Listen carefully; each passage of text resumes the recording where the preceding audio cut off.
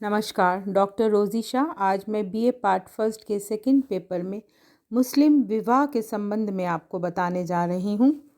मुस्लिम विवाह मुसलमानों में विवाह को निकाह कहते हैं, जिसका शाब्दिक अर्थ है नर नारी का समागम। मुस्लिम विवाह एक धार्मिक संस्कार नहीं वरन एक दीवानी समझौता है, जिसका उद्देश्य घर बसाना, संतानोत्पत्ति करना एवं उन्हें वैध घोषित करना है। इसे परिभाषित करते हुए मुल्ला लिखते हैं, निकाह एक विशिष्ट समझौता है जिसका उद्देश्य बच्चे उत्पन्न करना और उनको वैध घोषित करना है। अमीर अली के अनुसार मुस्लिम विवाह एक कानूनी संविदा है, जिसके लिए ना तो किसी पुरोहित यानी मुल्ला की आवश्यकता है और ना ही किसी धार्मिक कर्मकांड की। हे दया लिखते हैं, मुस्लिम विवाह एक समझौता है जिसका उद्देश्य यौनिक संबंधों और बच्चों के जन्म को कानूनी रूप देना है तथा समाज के हित में पति पत्नी और उनसे उत्पन्न संतानों के अधिकारों एवं कर्तव्यों को निर्धारित करके सामाजिक जीवन का नियमन करना है। इस संबंध में मुस्लिम विवाह के संबंध में कपाड़िया लिखते हैं, इस्लाम में विवाह एक अनुबंध है जिसमें दो साक्षियों के हस्ताक्षर होते हैं और इस अनुबंध का प्रतिफल मेहर अर्थात वधू को भेंट दी जाती है। मुस्लिम विवाह कानून के अनुसार विवाह स्त्री पुरुष के बीच किया गया वह बिना शर्त का समझौता है, जिसका उद्देश्य संतानोत्पत्ति कर बच्चों को वैध रूप प्रदान करना है। अब मैं आपको मुस्लिम विवाह के उद्देश्य बताने जा रही हूँ। स्त्री पुरुषों को यौन संबंध स्थापित करने की वैध स्वीकृति प्रदान करना, बच्चों को जन्म देना तथा उनका पालन पोषण करना, पति पत्नी के पारस्परिक अधिकारों को मेहर के द्वारा स्वीकृति प्रदान करना, एक संविदा के रूप में पति पत्नी को यह अधिकार देना कि एक पक्ष द्वारा संविदा का पालन न करने पर दूसरा पक्ष उसे छोड़ सकता है। बच्चों के लालन पोषण को ध्यान में रखकर मुस्लिम समाज में बहुपत्नी विवाह प्रथा को मान्यता प्रदान की गई है। अभी जो मैंने आपको बताया वह मुस्लिम विवाह के उद्देश्य थे। अब जो मैं आपको बताने जा रही हूँ वह है मुस्लिम विवाह की शर्तें। प्रत्येक मुसलमान को बालिग 15 वर्ष की आयु का, प्रत्येक मुसलमान जो बालिग हो, पागल ना हो और सही मस्तिष्क का हो, निकाह कर सकता है। नाबालिग बच्चों का विवाह उनके संरक्षकों की अनुमति स्वीकृति द्वारा किया जाता है, किंतु ऐसे विवाह को वर वधू को बालिग होने पर समाप्त करने का अधिकार है और इस अधिकार को खैयार उल बुलूग या बालिग होने का विकल्प कहते हैं, किंतु साधारणतः पिता या दादा द्वारा तय किए गए विवाह समाप्त नहीं किए जाते हैं। विवाह की स्वीकृति दोनों पक्षों की स्वतंत्र इच्छा से होनी चाहिए, ना कि धोखे या जबरदस्ती से। एक मुसलमान पुरुष एक समय में 4 स्त्रियों तक से विवाह कर सकता है, किंतु मुस्लिम स्त्री एक समय में केवल एक ही पुरुष से विवाह कर सकती है। तीर्थ यात्रा के समय वैवाहिक संबंध स्थापित नहीं किए जा सकते। विवाह की स्वीकृति के अवसर पर गवाह के रूप में 2 पुरुष अथवा 1 पुरुष और 2 स्त्रियों का होना आवश्यक है।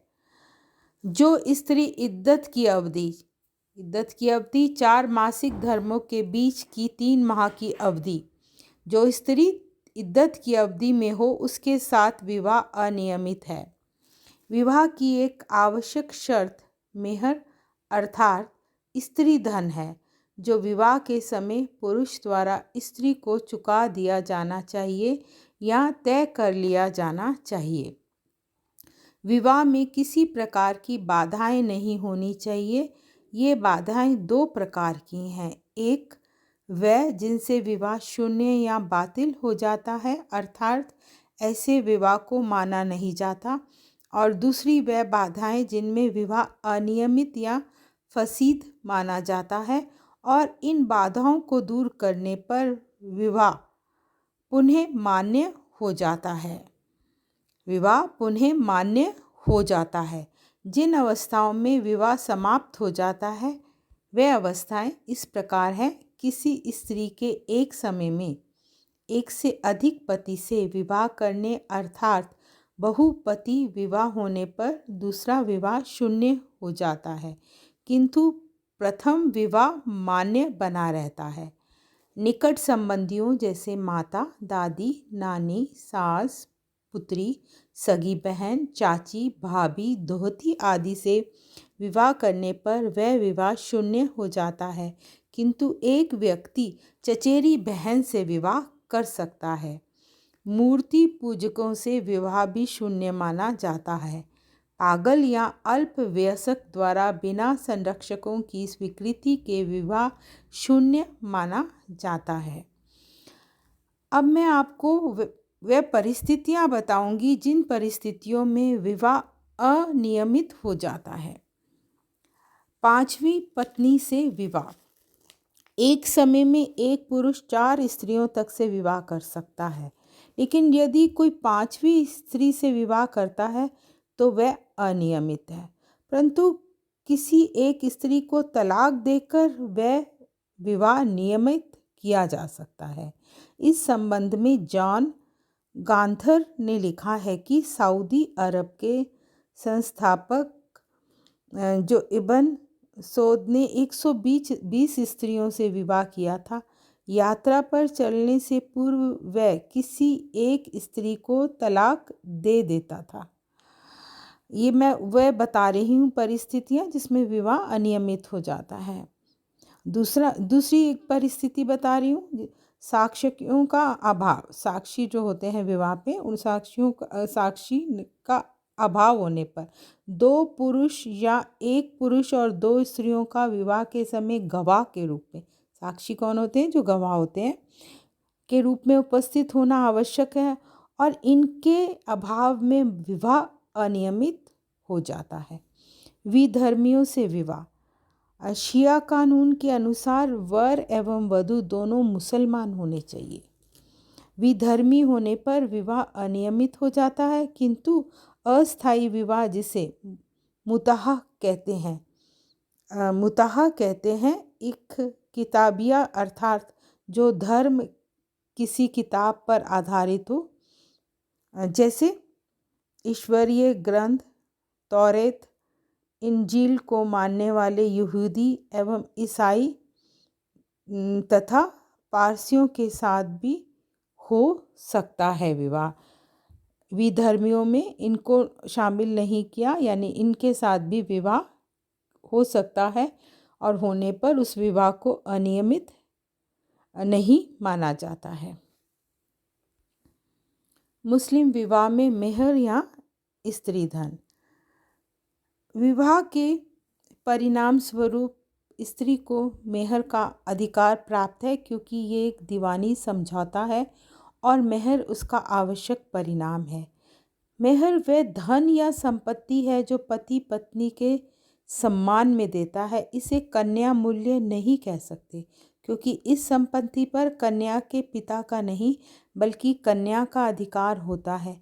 मेहर के कारण ही पुरुष को स्त्री से सहवास करने का अधिकार प्राप्त होता है। मेहर की रकम विवाह के समय, विवाह से पूर्व या बाद में भी तय की जा सकती है। ये एक ऐसा अधिकार है जिसने पुरुषों की स्वेच्छाचारिता तथा तलाक देने के अधिकार पर नियंत्रण रखता है। ये जो मेहर देने की है, उससे पुरुषों की तलाक देने के अधिकार पर नियंत्रण रहता है। दहेज एवं मेहर में मगर अंतर है। हिंदुओं में दहेज स्त्री पक्ष द्वारा पति पक्ष को दिया जाता है, जबकि मुसलमानों में मेहर पुरुष पक्ष द्वारा पत्नी को दिया जाता है। दहेज देना आवश्यक नहीं है, जबकि मेहर विवाह की एक आवश्यक शर्त है। दहेज पर पति एवं उसके परिवार वालों का अधिकार होता है, जबकि मेहर शुद्ध रूप से स्त्री धन है। यहाँ पर टाइपिंग मिस्टेक है दो एक जगह पर मेहर के स्पेलिंग्स में, तो उसका ध्यान रखिएगा। जबकि मेहर शुद्ध रूप से स्त्री धन है और ये मेहर 4 प्रकार का होता है। अब ये चारों प्रकार मेहर के मैं आपको बताने जा रही हूँ। सबसे पहले निश्चित मेहर। ये वह मेहर है जो विवाह के समय या विवाह के पूर्व पति द्वारा पत्नी को दिया जाता है। ये रकम 5 रुपये से लेकर हज़ारों रुपए तक हो सकती है। निश्चित मेहर। अब मैं आपको बताऊंगी उचित मेहर क्या है। यदि विवाह के समय मेहर तय नहीं हुआ तो अदालत बाद में भी लड़के के पिता की आर्थिक स्थिति को देखकर मेहर तय कर सकती है। उस समय अदालत ये भी ध्यान रखती है कि पत्नी की अन्य बहनों को क्या मेहर मिला है। ये स्थिति तलाक के समय या पत्नी द्वारा मेहर की मांग की जाने पर उत्पन्न होती है। उचित मेहर की स्थिति कब उत्पन्न होती है? जब पत्नी मेहर की मांग करे या तलाक के समय। अब मैं तीसरा प्रकार इसका बताने जा रही हूँ, वह है सत्वर मेहर। ये मेहर वह है जो विवाह से पूर्व या सहवास से पूर्व पति को चुकाना पड़ता है। स्थगित मेहर चौथा प्रकार है इसका। ये मेहर विवाह के समय तय तो हो जाता है, किंतु तलाक होने अथवा किसी पक्ष के यानी पति पत्नी में किसी पक्ष के मरने के अवसर पर इसे दिया जाता है। दोनों पक्ष मिलकर ये भी तय कर सकते हैं कि कितना मेहर सत्वर और कितना स्थगित रखना है। वर्तमान में मुसलमानों में दहेज की भांति ही मेहर की राशि बढ़ती जा रही है।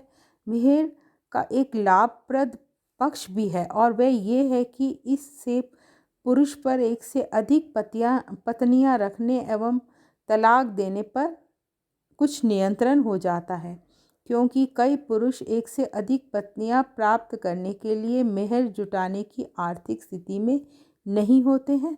इससे परिवार में स्त्री का सम्मान और उसकी स्थिति सुदृढ़ परिवार में बनी रहती है। मुस्लिम विवाह के भेद।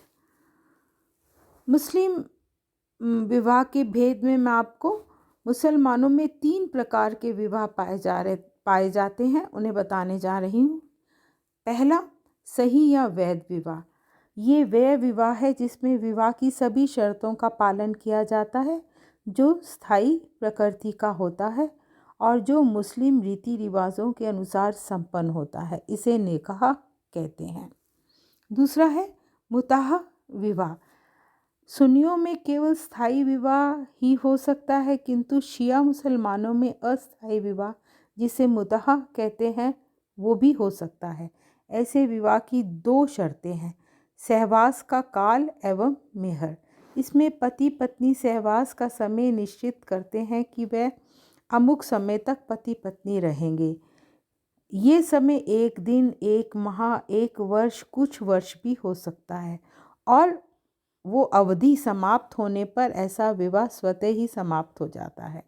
यदि पति पत्नी चाहें तो इसे स्थायी विवाह में भी बदल सकते हैं।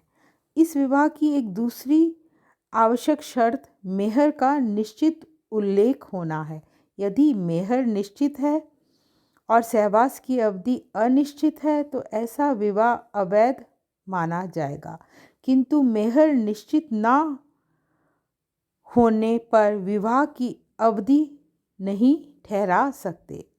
ऐसे विवाह से उत्पन्न बच्चे वैध माने जाते हैं और उन्हें माता पिता की संपत्ति पर अधिकार होता है, किंतु पत्नी को पति की संपत्ति में अधिकार प्राप्त नहीं होता है और ना ही उसे पति से भरण पोषण का अधिकार मिलता है। इस प्रकार के विवाह का प्रचलन भारत में नहीं है। अनियमित विवाह, ये तीसरा प्रकार है। इस प्रकार के विवाह में कुछ बाधाएं होती हैं जिन्हें दूर करने पर विवाह पुनः नियमित हो जाता है। उदाहरण के लिए पांचवी पत्नी व मूर्ति पूजक स्त्री से विवाह करने या विवाह में गवाहों की उपस्थिति ना हो तो वह विवाह अनियमित हो जाता है। इसे नियमित बनाने के लिए आवश्यक है कि 5 में से किसी एक स्त्री को तलाक दे दिया जाए या धर्म परिवर्तन कर अमुस्लिम स्त्री को मुसलमान बनाया जाए और विवाह के लिए गवाहों को जुटाया जाए। Thank you.